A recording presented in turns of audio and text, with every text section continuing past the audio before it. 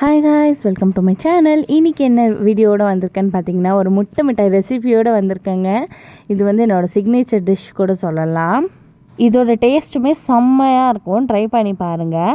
50 grams பாதாமை நைட்டே ஊற வச்சுட்டு அதை வந்து தோலையும் எடுத்து வச்சுக்கிட்டேன். உங்களால் நைட்டு ஊற வைக்க முடியல அப்படின்னா நீங்கள் வந்து 2 hours சுடுதண்ணியில் போட்டு எடுத்துக்கிட்டா கூட தோலை பீல் பண்ணி நல்லா பேஸ்ட் மாதிரி அரைச்சி வச்சுக்கோங்க.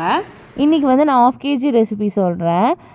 அதுக்கு வந்து அன்ஸ்வீட்டட் கோவா வந்து நான் ஒரு 250 கிராம்ஸ் எடுத்துக்கிறேன். கோவா வீட்டில் செஞ்சால் ரொம்ப டைம் எடுக்கும். ஸோ நான் வந்து கடையிலேயே வாங்கிட்டேன்.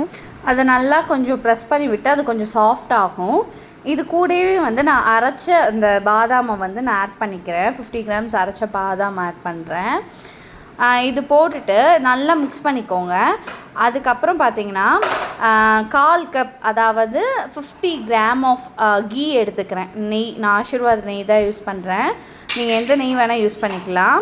அதே மாதிரி நீங்கள் பண்ண போகிற பாத்திரம் பார்த்திங்கன்னா நல்லா வெயிட்டாக அடிகனமாக இருக்கணும். அப்போ தான் அடி பிடிக்காத. நான் பாருங்கள் நல்ல வெயிட்டான கடாய் தான் எடுத்திருக்கேன். ஆக்சுவலி இந்த வீடியோ பார்த்தீங்கன்னா நான் லாஸ்ட் டைம் ஸ்டால் போடும் போது எடுத்த வீடியோ. இது வந்து நான் பல்காக செஞ்சேன் 1 kgக்கு. உங்களுக்குலாம் ஈஸியாக புரியணும்னு சொல்கிறதுக்காக நான் 1/2 kg ரெசிபி சொல்கிறேன். இப்போ வந்து இதை நல்லா மிக்ஸ் பண்ணிக்கலாம். ஸ்டார்டிங் ஸ்டேஜில் ரொம்ப கெட்டியாக தான் இருக்கும், மிக்ஸ் பண்ண கஷ்டமாக தான் இருக்கும். நீங்கள் விஸ்க் யூஸ் பண்ணிக்கோங்க, அப்போ தான் கொஞ்சம் ஈஸியாக இருக்கும். ஸோ இந்த மாதிரி ஆன உடனே என்ன பண்ணணுன்னா, இப்போ வந்து 6 எக்கு, அதாவது 6 முட்டையை 1 by 1 சேர்த்துக்கோங்க. நான் ஆக்சுவலி வீடியோவில் வந்து பல்காக பண்ணனால 3 வந்து ஆட் பண்ணிக்கிட்டேன். நீங்கள் வந்து 2 கூட ஆட் பண்ணிக்கலாம். போட்டு மிக்ஸ் பண்ணுங்கள். இதில் பார்த்தாலே தெரியும், எக்கு போட்ட உடனே மிக்ஸ் பண்ண கொஞ்சம் லூஸ் ஆகும். பேட்டர் கன்சிஸ்டன்சி வந்துடும். பாருங்கள், நல்லா மிக்ஸ் பண்ணிக்கிட்டே இருங்க. ஆக்சுவலி மிக்ஸ் பண்ண தான் எக் வந்து நல்லாவே மிங்கிள் ஆகும். நீங்கள் 1 by 1 சேர்த்திங்கன்னா ஈஸியாக மிங்கிள் ஆகும். நீங்கள் நிறைய எக்கு போட்டு மிக்ஸ் பண்ணிங்கன்னா அது ஒன்று சேரவே ரொம்ப நேரம் எடுக்கும். சில டைம் சேராமலேயும் போயிடும். ஸோ அதனால தான் கொஞ்சமாக வந்து எக் வந்து ஆட் பண்ணணும்னு சொல்கிறது. இது பாருங்கள், பரோட்டாக்கு மாவு போட்ட மாதிரி இருக்கும், பட் இப்படி தான் இருக்கும். உங்களுக்கே தெரியும் ஃபஸ்ட்டு எவ்வளோ திக்காக இருந்துச்சு, இப்போ எப்படி ஆகிடுச்சு பார்த்தீங்களா? இந்த மாதிரி ஆன உடனே இப்போ நான் வந்து 200 கிராம் ஆஃப் சுகரை வந்து அரைச்சி வச்சுருக்கேன் மிக்ஸி ஜாரில். அதை வந்து ஆட் பண்ணி மிக்ஸ் பண்ணிக்கிறேன். இதில் பார்த்திங்கன்னா எந்த ஒரு லம்ஸுமே இல்லாமல் மிக்ஸ் பண்ணணும், கட்டி இல்லாமல்.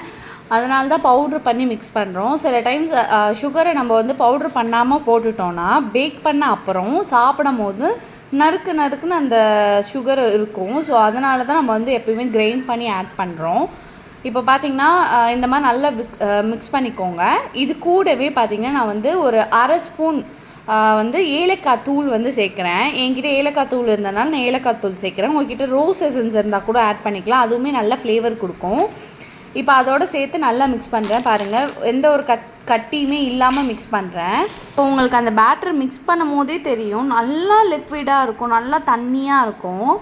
ஸோ வந்து நல்லா அந்த சர்க்கரை வந்து நல்லா கரைஞ்சி கட்டி இல்லாமல் மிக்ஸ் பண்ண அப்புறம் அடுப்பில் வைக்கலாம். நீங்கள் பாருங்கள் எவ்வளோ தண்ணியாக இருக்குதுன்னு இப்போ பார்த்துக்கோங்க. இதை வந்து நான் அடுப்பில் வைக்கிறேன். பாருங்கள், இந்த மாதிரி அடிகனமான பாத்திரம் எடுத்தால் தான் அடியில் வந்து பிடிக்காது. நான் வந்து ஸ்பேட்சுலா யூஸ் பண்ணிக்கிட்டேன். ஸோ வந்து அது பாருங்கள், அடியில் மட்டும் கொஞ்சம் கட்டியாக ஆகிற மாதிரி ஆயிடுச்சு. ஸோ அதனால் நான் விஸ்க் வச்சு கிண்டிக்கிட்டேன்.